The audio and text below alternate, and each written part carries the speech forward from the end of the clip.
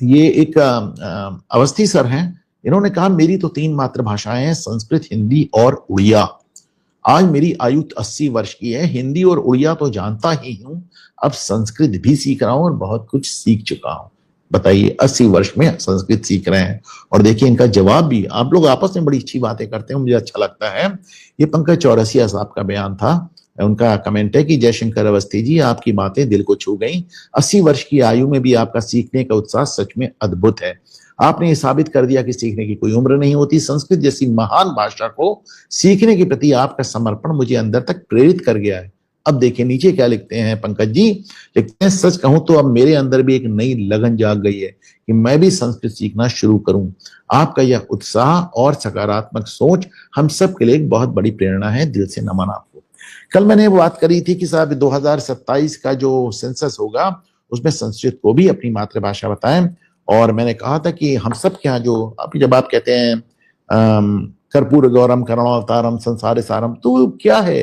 क्या है? संस्कृति तो है। तो आप कहते हैं नमामि शमीशान निर्वाण, क्या है? संस्कृति तो है। ऐसा कोई घर नहीं जहाँ संस्कृत ना बोली जाती हो। और आज मैंने उसको अपने जो व्हाट्सएप चैनल है उसमें डाला, क्योंकि कुछ लोग कह रहे थे कि हम इसको आगे भी भेजना चाहते हैं।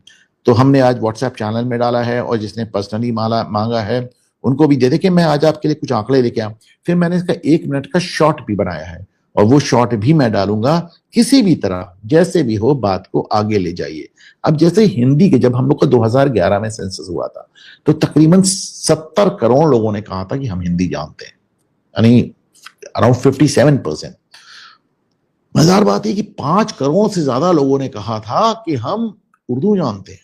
कमाल की बात है। उर्दू मतलब उर्दू लिख नहीं सकते, उर्दू पढ़ नहीं सकते हैं, लेकिन बोल दिया कौन सा इम्तिहान होना है, तो इसीलिए फिर उर्दू के नाम पे ढेर ढेर सारे फंड आने लगे। और जब संस्कृत की बात आई तो अब ये परसेंटेज तो मैं हो ही नहीं सकता, क्योंकि 0.0000 कितना चला जाएगा। 10 लाख लोगों में से केवल 19 लोग कहते थे हम संस्कृत जानते हैं।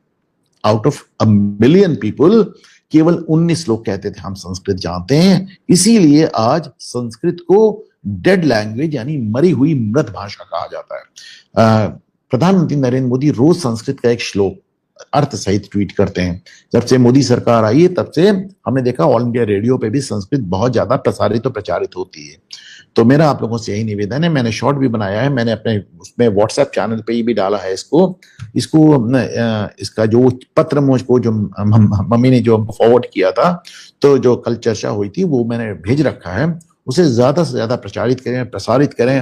और अगर 70% मतलब 70 करोड़ लोगों ने कहा हम हिंदी जानते हैं, तो कम से कम 90 करोड़ लोग कहें कि हम संस्कृत जानते हैं, तब तो बात है। हाँ जी हाँ।